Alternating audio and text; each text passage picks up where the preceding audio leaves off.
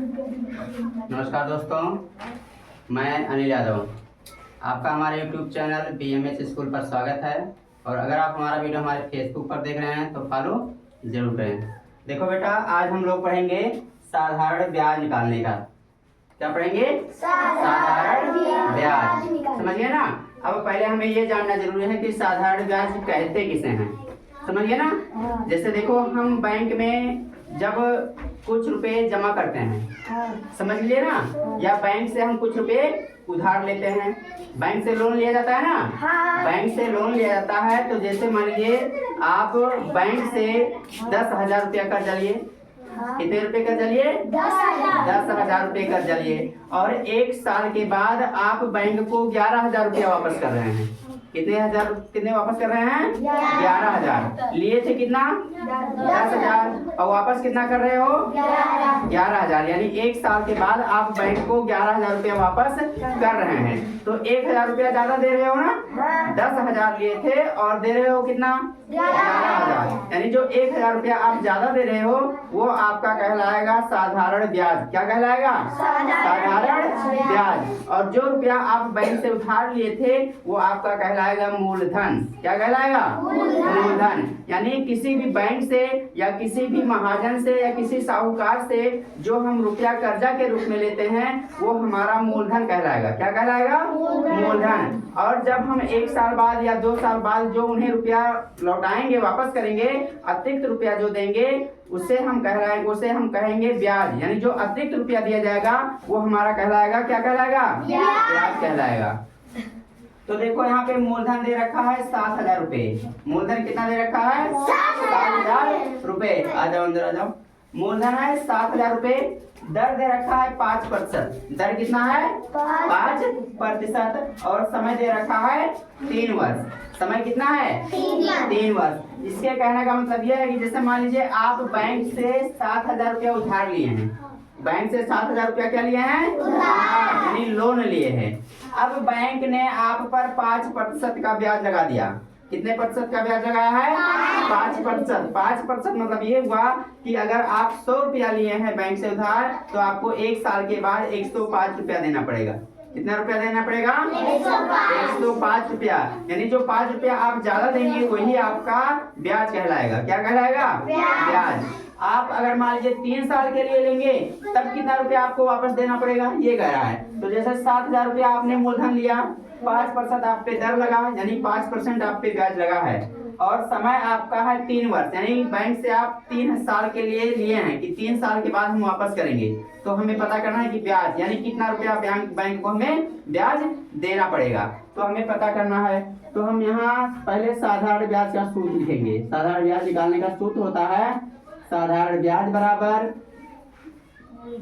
मूलधन गुणे दर गुणे समय और बटा में 100। ये सूत्र है साधारण ब्याज निकालने का। ये सूत्र है मूलधन गुणे दर गुणे समय बटा 100। अब देखो मूलधन जितना है हम उतना लिखेंगे। मूलधन कितना है? 100। बोलो कितना रुपया है? 7,000 रुपये है। मूलधन यहाँ कितना लिखा है? 7,000 रुपये। तो हम 7,000 लिखेंगे। गुणे दर है ना। दर आपका कितना है? 5%। तो हम 5 लिखेंगे। और गुणे समय है, समय कितना है? 3 वर्ष है ना।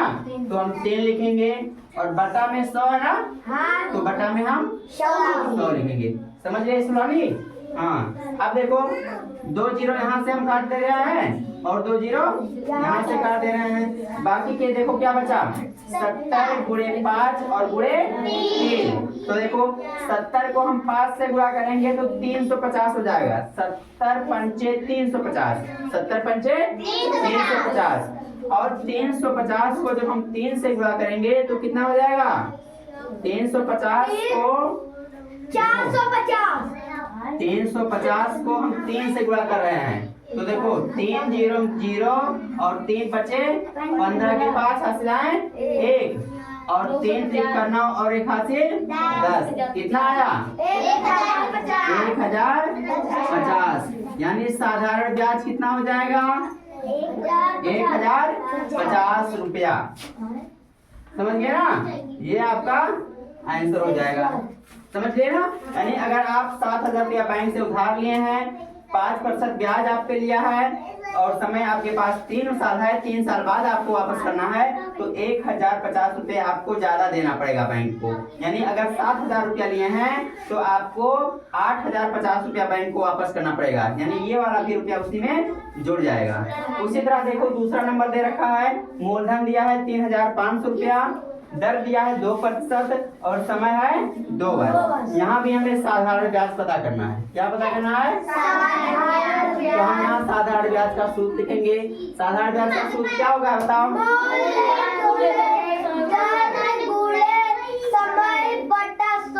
हाँ, मूलधन गुणे दर गुणे समय बटा 100। अब देखो मूलधन कितना है, देखो मूलधन कितना है इसमें? 3500, 3,500। गुणे दर है 2% और समय है 2 वर्ष, तो बटा 2 करेंगे और बटा 100 है तो बटा 100 करेंगे, है ना।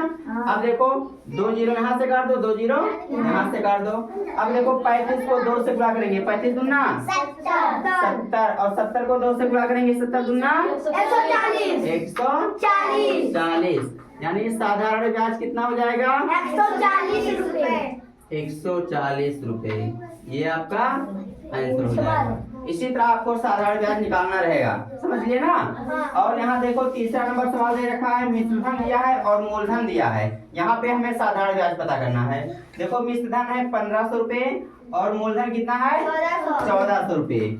अब यहाँ पे हमें साधारण ब्याज निकालना है। अगर मिश्रधन दिया है और मूलधन दिया रहेगा तो हम क्या करेंगे कि साधारण ब्याज निकालने के लिए मिश्रधन में से मूलधन को माइनस कर देंगे। मिश्रधन में से मूलधन को क्या कर देंगे? माइनस। अब मिश्रधन हमारा है 1,500 रुपए, मिश्रधन कितना है? 1,500 माइनस मूलधन कितना है? 1,400। तो 1,500 से 1,400 माइनस करेंगे, कितना बचेगा?